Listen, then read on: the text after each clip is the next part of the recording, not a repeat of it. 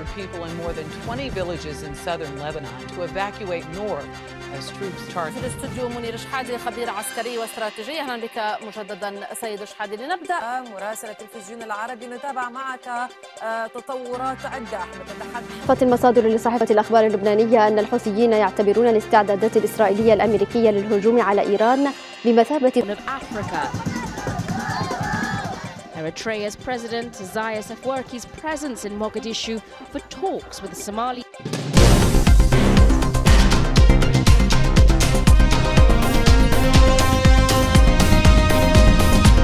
Palestinians are trapped in the country as cross-border exchanges between Hezbollah and Israeli forces intensify.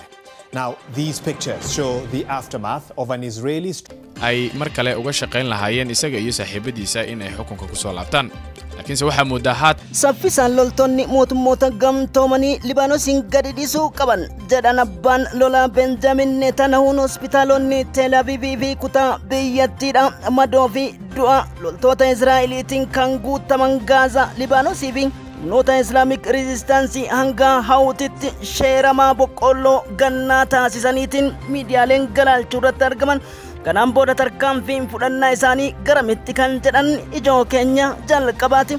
Akkasumas waraanni Gaazaa daranuu cumuun dirooniin haleellaan gurguddoon loltoonni dhidhimuu fi fanjiin dhukaa Hizbollaan qophaa'e loltoota Israa'el akka baala barzaafitti harcaasuu fi lammiileen Itoophiyaa akkasumas kibba dahiyyaa kan Libaanos jiraatanii fi BBC'n Afrikaadhaa kan qopheesse lammiilee Keeniyaa wajjin kan isiniin geennuuf hiree lammiilee Itoophiyaa Tira gurguddaa masaanuwwan sadeen Asmaratti qophaa'an Abdul Fattah al-Sisi Hassan Sheikh Muhammad Sharifii fi Isaayyaas Afaan Warqii deemsi isaanii garamitti nikileerii hadhadhe kan jettu Israa'el soba ta'uu ibsa mootummaa Iraaniitii fi bakakkaan gurguddaan Albaamaaf kaaba Kaalifoorniyaatti balaqqeen aduu cima dhimma gurguddaa Ameerikaa guddichaa fi dallansuu rabbiitiin sa'aatii takkaan fageenya maayilii miiliyoona takka tuqaa shaniin malu dhoheetiin shororkaan gurguddaan kan Ameerikaa irratti bu'ee ammasitti fufuun Gaazaa lammaffaa ta'uu Waashingtan dabalateetiin balballoomiiwwan miidiyaalee idil-addunyaa gurraan isin geenya hanga xumura sagantaa keenyatti Aljaziiraa Al-Arabiyaa BBC, CNN, Sky News, Hindustan Times, Times of India, Al-Mahdi Al-Masira, Wihoo Reporter, Reuters, Associated Press, maddeewwan balballoomii keenyaatti kanneen YouTube kanaaf haarawwataatan subscribe gochuun maatii keenyatti dabalama. Odeeffannoowwan waayitawwan akkasiin qaqqaban like gochuun hiriyoota jaalattanii qooda gara maddeewwan dhimbibbaa balballoomitti isin geessa. فجنود العدو بين قتلى وجرحى يا شعبنا وأمتنا ويا كل أحرار العالم. نانا العظيم الشامخ. زيارته إلى الحدود الشمالية أن إسرائيل تلقت ضربة قاسية قبل عام لكنها قبلت المعادلة. نبدأ بهذا الخبر العاجل حيث أفادت القناة 12 الإسرائيلية بإصابة 4 إسرائيليين جراء الرشقة الصاروخية على الجليد.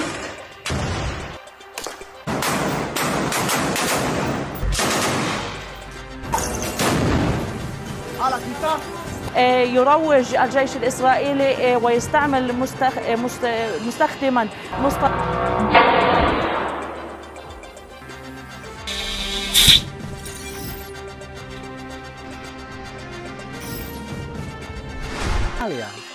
despite Ethiopian resistance.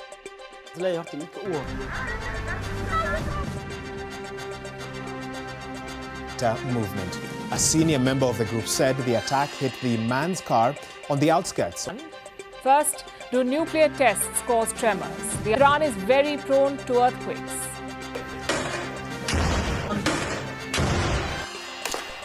Chaya News Technology kabajamtoota hordoftoota keenya sababa dabbii sa'aatiiwwan muraasaa YouTubeetiif jecha isinirraa turuu gamanumaan nu hubadhaa.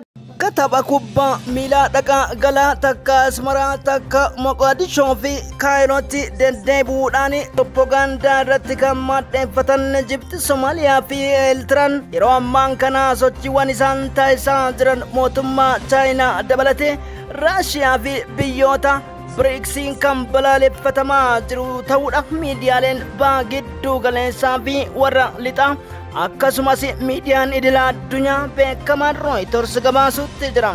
imala Itoophiyaa fi Masri gidduutti sababa hidha haaromsaatiin jira jedhamee wal qabsiise maadheewwan miseensota kurnan biyyoota yaa galaana laga Naayil diduudhaan mamiiwwan gurguddaa keessattuu barootaaf dhaadannoo gurguddaa fi doorsisa gurguddaan kan imalaa turte biyyi Masri yookiin ammoo warri fara'oonota erga hidha haaromsaatiin booda himamsa mammaaksaa fi abjuu falaa fi falfalli dhagaan isaaniin buqqisin akkan jirre yeroo adda addaatti gabaasuun ni yaadatama.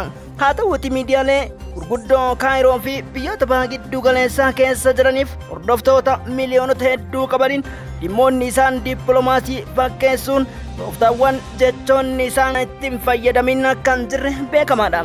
haa ta'uuti malee dhugaan galma yoomillee hin hanqattu akkuma jedhamu shirri isaan Isaayyaas Afeworqii irraa Asmaratti Maqdishoo irraa fuudhanii takka waraana leenjisaa takka immoo dubbitti dippiloomaasiitiin himannoo fi iyyannoo barreessaatiin dhaddacha irratti warra wal mormuu fi warra waa mormuu fakkaatanii shirri isaan maadheeffataa fi tooftaawwan summiin isaan Asmaraa irratti dhuuba summii Asmaratti dhuuban Kaayiroon bulbula Kaayirootti erga bulbulanii Maqdishootti geessuun summii dhoo'insa gurguddaa hordofsiisuu taasisuuf imala gurguddaa qabataniitiin deeman dippiloomaatota idila addunyaatiin balaaleffatamuu irratti argaman. sababa Itoophiyaan ulaa galaanaa argatteef jecha bulchiinsi Hasan Mohammad Shariif shirri gurguddaan eessattu naammala jechuudhaan warra dheebuu gurguddaa barootaaf hamoommachaa fi lallabaatiin tureef guddina biyya keenyaa irratti faallaa ta'e Abdul Fattah al-Sisi egeree olaantummaaf akkasumas nuti Afrikaatti nugusa olaantummaa eenyulleen nundursu jechuun warra maadheeffatan keessaa tokko ta'uun beekamaadha. hidha haaromsaa kana guutumaan guututti barbadeensa jechuun Abdul Fattah al-Sisi fi kittileeyyoonni yeroo adda addaatti dhaadatan isaan kaan carraa wal waraansaa waliin isaan mudatee inni kophatti hafe kan lammiilee Gaazaa obboleewwan qulqulluu addunyaan guutuun baatuuf guyyaa tokko sagaleen dhageessisin bulchiinsi Abdul Fattah al-Sisi. kabajamtoota hordoftoota keenya Hasan Mahmud Madoobe yookiin pirezidaantiin Maqdishoodhaa adeemsa inni deemaa jiru dippiloomaatota gurguddoo addunyaa sadarkaa itti waltajjiiwwan dhiiteetiin ba'uu fi akkasumas yaadrimee qabatama hin qabneen deemaa jiruu fi Hasan Sheekh Mohammad sababa wal dhibdeen isaanii Somaaleen laandana jalatti jechuun dhagaawwan gurguddaa hedduu gaarota hedduu buqqisaniitiin Somaalilaand hargisaaf jalatti deebisuuf jecha Itoophiyaan akkamitti beekamtii kennitiin mataa dhukkubbii jalqabaaf kaansarii isaanii ta'uun ni himama. haa ta'uutii malee bu'uura waa hundaa caala namni waan dubbatuun fakkaanne shira gurguddaa kiisa isaanitti dhuubameef guduunfameef Isaayyaas Afeworqii fi namicha gabaabaa guddayyaa Abdul Fattah al-Sisi kan bulchiinsi isaa hiriirri daabboo qophaa'eef diinagdeen Masriidhaa yeroo ammaa dhibbantaawwan gurguddaa sadarkaa 15tiin gadi bu'eetiin dhidhima keessatti argamtuun waraana gara Maqdishootti ergan jedha Axios. haa ta'uutii malee adeemsa kanaan dippiloomaatonni akkasumas gamtaan Afrikaa fi Itoophiyaan waltajjiiwwan adda addaa turkaan kaaraa dhahuun ni danda'ama. haa ta'uutii kaate waggoottan jahan dabran keessatti waldhabdee biyyoota Itoophiyaa fi Eertiraa gidduudha kan addunyaan itti seenaan galateeffatte Isaayyaas Afeworqii ejjannoo bulchiinsa siyaasaaf raafamaa akkasumas bolola adeemsa tarsiimoo dhabuurraa kan ka'e hanga ammatti abbaa hirrummaatiin biyyattii ukkaamsee irra taa'aa jiraachuun addunyaaf ragaadha.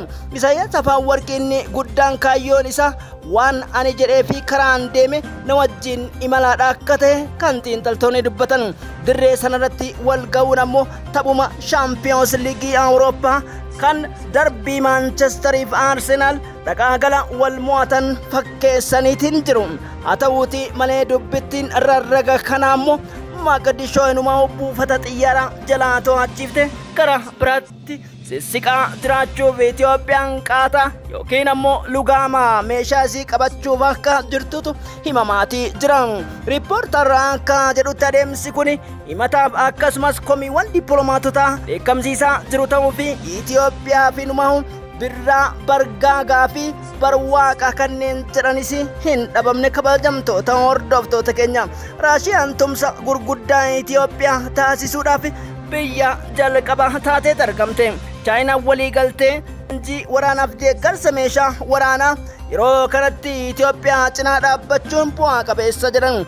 Istiraatejjiif tooftaawwan gurguddaa jalqaba hidhaan hidha guduunfaa wiirtuu qubsuma Abdul Fattah al-Sisi kan balbala jalaa cufe bulchiinsi Abiy Ahmad irraa ammoo tarkaanfiiwwan itti akka ce'uu jiru raayyaan ittisa Itoophiyaa kan biyyoolessaa keekkachiisee jira. Libaanoos keessaa kutaan kibba yookiin dahiyyaan kutaawwan qabiyyee akkasumas hojjettoonni biyyoota adda addaa irratti faca'anii argaman ta'uun beekamaadha jedha.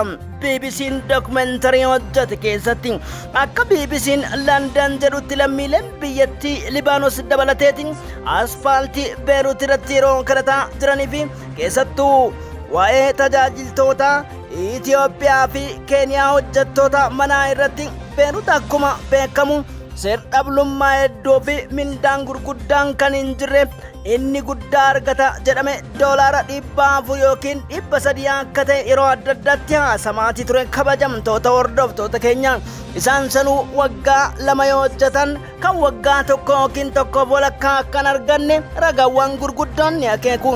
Haleellaan ibiddaa Tsiyoonotaa fi garjabeeyyiif shiftoota Benjamin Netanyaahuutiin hoogganaman boombii John Biden achi kennamaniin abaluun calaasii kan hin filanne daa'imman garaa jiranii fi kanneen badheessa keessa dhalatan dabalateetiin dhumurratti argaman. Lammiileen keenya kanneen 115 jiran hireen isaanii dhidhimaaf mallattoo gaaffii jalatti argamti. Dubbittiin rakkoo mootummaan taane Israa'elii dirree xiyyaaraa haleeluun isii addunyaa yaaddoo keessaaf olaantummaadha fakkaata. Lolli tooftaawwan gurguddoo fi maadheem tarsiimoo isaa Ameerikaa Waashingtanii bahee fi akka barbaadanitti haleellaa jiran eenyullee taanaan osoo Ameerikaan duubaan jiraachuu baatte faana takka fuute akka Israa'el hin tarkaanfanne addunyaa hundaaf ragaadha. Kabajamtoota hordoftoota keenya qoonsilaan Itoophiyaa hojiiwwan galmee fi eeruwwan akkasumas ergaawwan bilbilaa hedduu fuudhaa akka jiruufi yoo diqqaateen kanneen 30 jalatti lakkaa'aman gara galmeessitti akka siqaa jiru toora maxxansa isaa qoonsilaan Beeruut gabaasee jira. Mootummaan Itoophiyaa koreewwan maanejmentii gurguddoo muummeen ministeera Itoophiyaa Dr. Abiy Ahmad hundeessan koreewwan 6 hordoffii ciccimaa taasisaa jiraachuuf akkaataan galumsa isaanii irratti ibsani kennama jedhameetiin eeggama. Akka Addis Standard jedhutti yoo diqqaateen gammatti Itoophiyaanonni 4 ta'an lubbuudhaan darbuu akka oollee fi kanas odeeffateetiin akka yeroo gabaabatti maxxansu beekamee jira. Garuu gama Itoophiyaatiif ta'e lammiileen keenyaanis odeeffannoon gammatti qabatama ta'e akka hin jirretu himamaa jira. Haa ta'uutii lammiilee keenyaaf sagalee ta'uun lammiilee idila addunyaatiif sagalee ta'uu fi Rabbiin lammiilee biyyoota adda addaas keenyas dachaa godhetiin nagayaan qe'ee isaanitti haa baasu.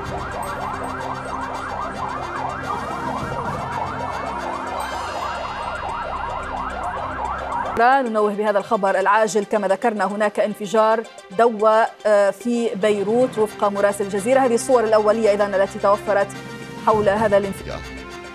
في وقت لا يتوقف فيه القصف الصاروخي على أحياء الضاحية الجنوبية لبيروت المعقل الرئيسي لحزب النوان الذي وضعه نعيم قاسم نائب الأمين العام لحزب الله. بالتالي الإعلام الإسرائيلي يتحدث عن تسجيل 7 إصابات بالمجمل منذ الصباح. 2 UN peacekeepers were wounded after Israel launched airstrikes near their watchtower since the conflict began weeks ago. 10 جندية خلال محاولتها اقتحام أحد المنازل وإيقاع أفرادها بين قتيل وجريح. وقالت القسام إن مقاتليها رصدوا هبوط مروحيات إسرائيلية.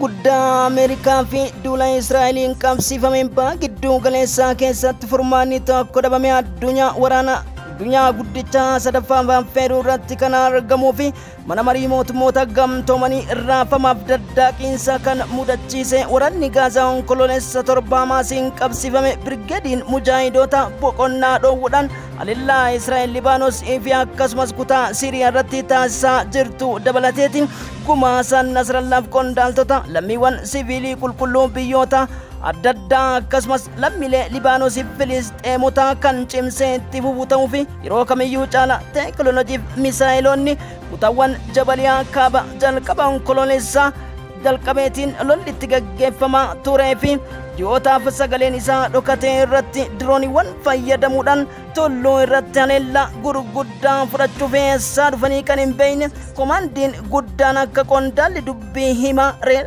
admiraal daani'eel hagarii jedhutti hamaas loltoota isaanii akka hin dandaminii fi qondaaltota dabalatee loltoonni 9 keessatti ajjeefamuuf kanneen 13 madaa'uudha. Rookettiin hamaas kutaa jabaliyaa irraa gadhiifamee fi furguggeessa miidhaa guddaa yeroo jalqabaatiif jechuun kan amane ture reer admiraal daani'eel hagarii. Haa ta'u waraanni kun osoo addunyaan kadhattu to'annaan ala bahuudhaan qondaaltota gurguddoo fi namoota bebbeekamootaniif dhiibbaa siyaasaaf dinagdee addunyaa irratti gaggeessuu danda'aniif dhaloota kanneen baqqaana keessa dhalatan dabalateetiin lubbuu 43,000tti siqan yeroo galaafataa jirtutti addunyaan inumaahu dubbitti rarraga callisuudhaan waan filatan fakkaatan.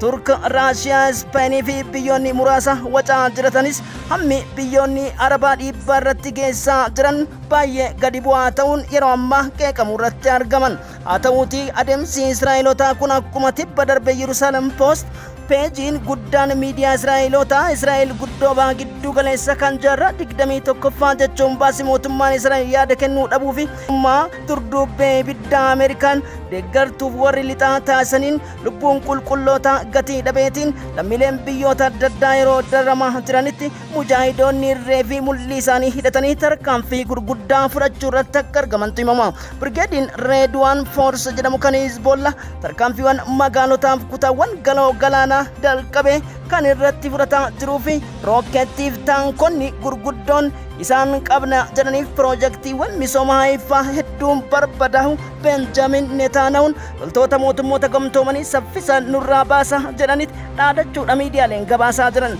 Hizbollaan yoo diqqaate sa'aatii 24 keessatti lammiilee siviiliitii fi loltoota Israa'elii 11 ajjeesuu Associated Pressiif Times of India Hindustant gabaasan. Akka Hindustant jedhutti haleellawwan Israa'el Hizbollaa dadhabsiisne jedhu qondaalli guddaa fi itti aanaan Naa'im Qaasim kan Israa'el ajjeesne jettu tarkaanfiin keenya kanaan booda kan itti fufuuf yoomillee nageenyi kaaba Israa'elitti hin argama lammiileen isaaniitu qubatan abadan hin jiraatu jechuun dhaadachuu isaanii kan Associated Press gabaase. Hindustant galaalche kabajamtoota hordoftoota keenya haalli qabatamaan amma Libaanos keessa jiru dhuguma bara dhagaatti jijjiiruuf qoonni Ameerikaadha. Shororkaa gurguddaa bira darbe Firaansii fi biyyoota Awurooppaas walitti buusaa jiraachuudha Reuters gabaase. It is unclear how many systems have been delivered and deployed, but the Russian technology could turn Iran into a much more formidable adversary with enhanced